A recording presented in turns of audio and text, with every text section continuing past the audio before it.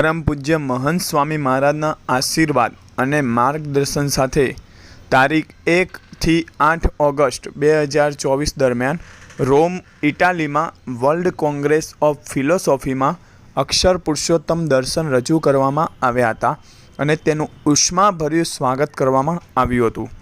એકંદરે આ પરિષદમાં 5000થી વધુ વિદ્વાનો અને વિદ્યાર્થીઓ જોડાયા હતા. 120થી વધુ દેશો અને વિવિધ શાખાઓ અને પૃષ્ઠભૂમિની ફિલોસોફી હતી.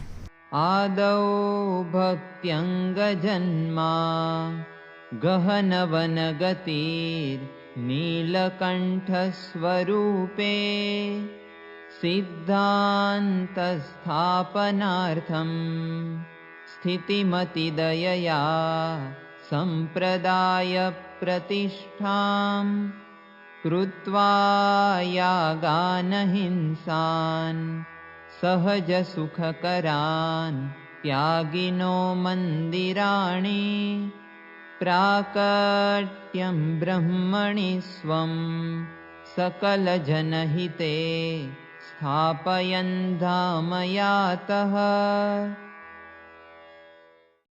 एको देवः स्वामिनारायणोऽयम् एको मन्त्रः स्वामिनारायणेति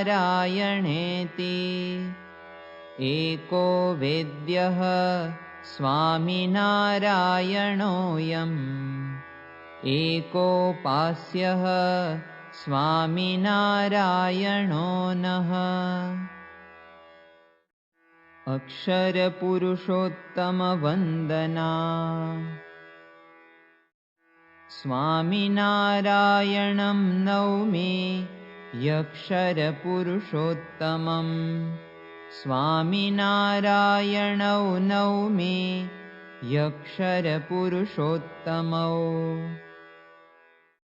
प्रमाणकारणं नौमि यक्षर पुरुषोत्तमौ मायामुक्ताधिपौ नौमि यक्षर पुरुषोत्तमौ सर्जनकारणं नौमि यक्षर पुरुषोत्तमौ सर्वान्तर्यामिणौ नौमि यक्षर पुरुषोत्तमौ जीवेश्वराधिपौ नौमि यक्षर पुरुषोत्तमौ साधनशक्तिदौ नौमि यक्षर पुरुषोत्तमौ परममुक्तिदौ नौमि यक्षर पुरुषोत्तमौ प्रत्यक्षमङ्गलं नौमि यक्षर पुरुषोत्तमौ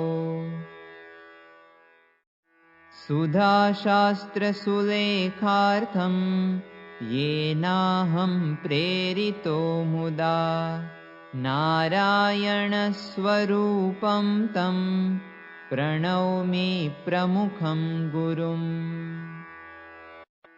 यज्ञपुरुषस्तवः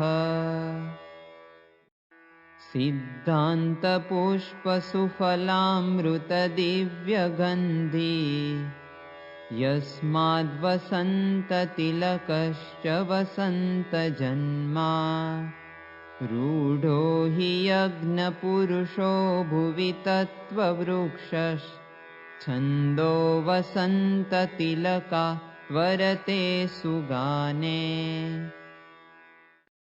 निश्चित्य ब्रह्म परब्रह्म स्वरूपतत्त्वं शास्त्राच्च सद्गुरुमुखात् स्वधिया सयुक्तिं प्रायोजयत् सकलबुद्धिसुचातुरीं स्वां ब्रह्माक्षरस्य खलु डिण्डिमभव्यघोषे.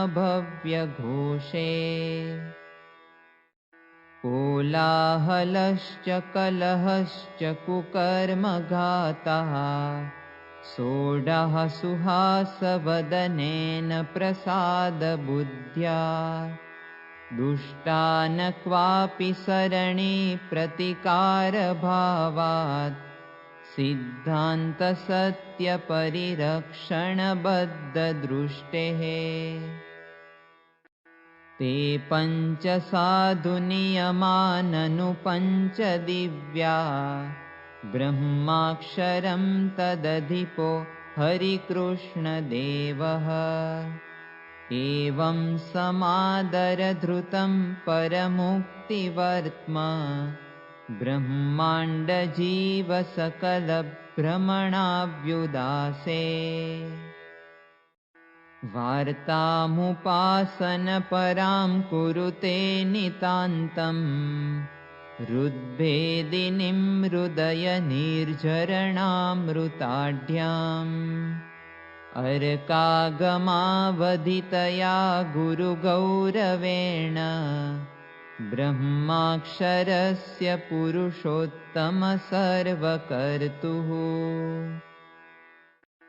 श्रीवर्धमानपुरभोगवती तटस्थे वृत्तालयस्थितिमता हरिधामबद्धम् बोचासने प्रमुखतीर्थकृताकृतानि सारङ्गदुर्गनगरादिषु मन्दिराणि भिक्षाटनं प्रतिदिनं प्रभुरेकछत्रम् पाषाणद्रव्यसुजनातिविरक्तकालः न्यूनश्च साधुहरिभक्तगणस्तथापि संस्थामहोऽयमकरोत् सुविरूढमूलाम् विश्वेयुपासनविधे सुविकासहेतोर् आनन्दब्रह्म सततं सहजो हि योगी वात्सल्यमूर्तिसुखदश्च प्रसन्नचेतः